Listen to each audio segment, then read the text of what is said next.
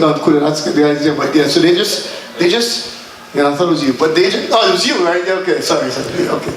That's the guy dancing, the tiger there, but we did a test, and this is it after they solved the problems first. So again, we couldn't do this on our own.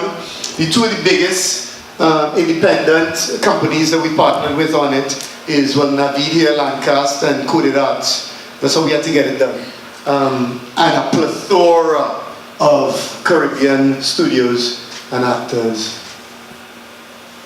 Yeah. Just wanna show one episode. I have time for one episode, so they could get sent to the final product. A couple other things that you may be interested to know. For this series, we use, there are 10 people probably in our in-house team. There are probably like about 30 people working on it, some element of the project within the country, and total in the wider region, there are probably like about 75 people that worked on it. You'll see credits, it's a long credits list. 9 countries across the Caribbean, sound studios in Grenada, voice actors as well, and sound studios. They did their own recordings, they did their own musical, their own voice direction. Once we sent them the package, Grenada, Suriname, Belize, Barbados, Jamaica, about 9 countries in total participated. So, that gave it authenticity, but of course when some of the recordings came back, it was tough for us to understand. But they did 2-3 takes and that sort of worked out. But yeah, so that's 500,000, that's 481,000. Forget what the budget was the spend, and that was a Caribbean spend. That was us, right? That was us consuming that. That wasn't Full Circle consuming it.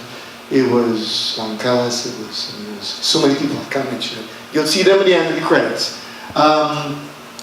If I could just run an episode for you, and what I'll do is I'll give you the link to the other episode so you can see it yourself.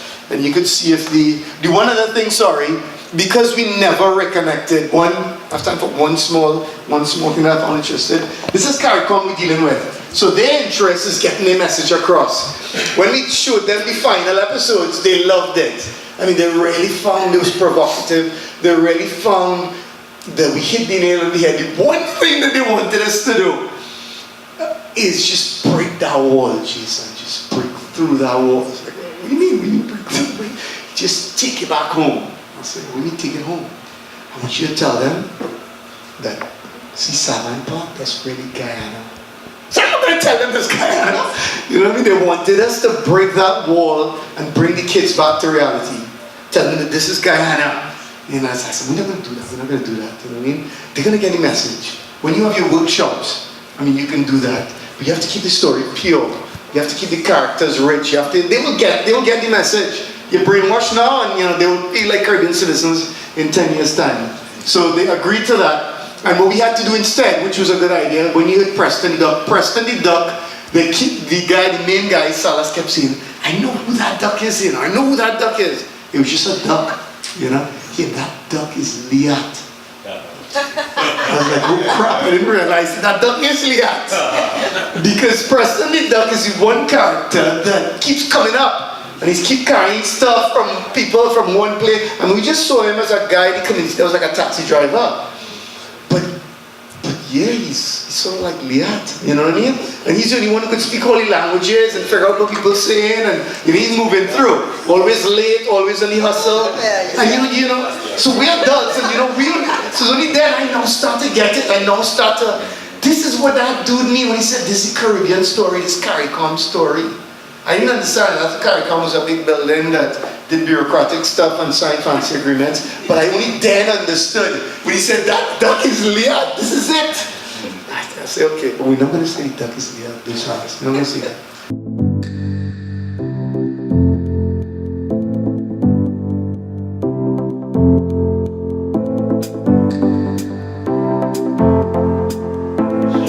Successful and sustainable video game outsourcing industry within Trinidad and Tobago and the Caribbean to service the global market.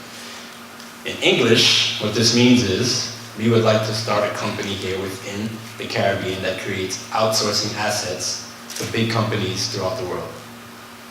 And in that pipeline, we have stuff like concept art. So if you know how to draw, we'll help you train you to become a more proficient artist in this industry. Some of this is actually my work on the left-hand side, which I'll be training you to know how to do. Environmental art. Everybody's played Uncharted, right? Yeah. This is the environmental art. You can see from wireframe to grave to 4D texture. Naughty Dog, one of the best companies out there. They outsource almost 80% of their pipeline. Wouldn't it be nice to get some of that here in Trinidad? Delicious. Character modeling. On the left we have Flynn from Star Wars, everybody knows. And only the old people know who, on the other side, that's the Brown Hornet from Fat Albert. No. He's actually my favorite character, and that's why I model him, because I'm old. And of course, visual development, which is where you can take the Brown Hornet and put him in a crazy environment like he's real. So these are just some of the areas of the pipeline for our work. Hey, hi, how you doing? I'm Kaifus Moore. I'm loving the festival right now. I think this is my 4th or maybe my 5th one, I'm not sure. But I love coming down here every year to Animae Caribe. It's off the hook, it's amazing. You get to see all the new people, international guests, animation, gaming. It's just fantastic. So I represent EA, more so myself actually, coming down as a video game artist, showing workshops and what it is to do, or what it takes to be an artist in this industry. Andy, your turn. Hi, I'm Annie Barraza. I represent Coded Arts today. Basically what we try to do is building this outsourcing industry, building this gaming industry locally, and every Animae Caribe has been brilliant to partner with us to promote what's trying to happen and what we're trying to do in this sector. It's amazing. My personal background, been developing video games since high school, got into the animation program, flew through the animation program, pumped out a game, linked up with Kaifus, we talked, we decided, Trinidad's the place to start to happen, and gonna make dreams come true. Right here. It's Andy. When I came down here my first year and I saw what he was doing, that I was like, damn, that's going on in Trinidad, boy.